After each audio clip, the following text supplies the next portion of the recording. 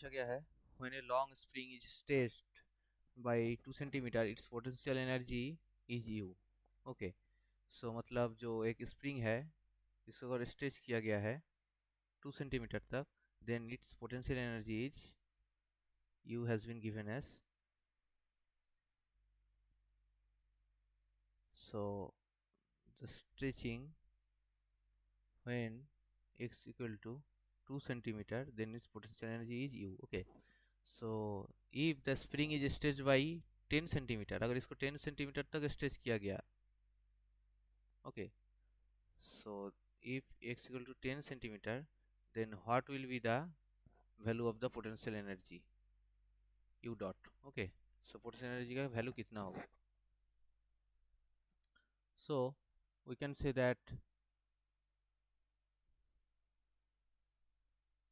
at initial,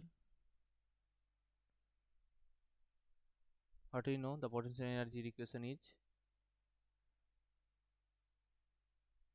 u equal to half k x square. Okay, so when the x has been given as 2, so that will be as 2 square, that will be 4, so that will be 4. Okay, so that will be equal to 2k. So now if u dot, that is the potential energy after stretching 10 centimeter, so x will be 10 square, that will be half k into 100. Okay, so what it will be, 50k. So 50k will be the potential energy of the stretching after stretching 10 centimetre.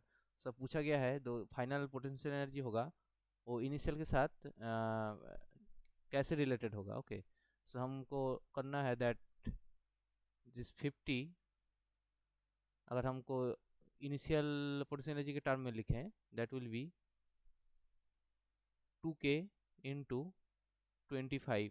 Okay, so then this 2k part will be equal to initial, so this will be 25 u, so u final will be 25 times of u, so our option D will be correct.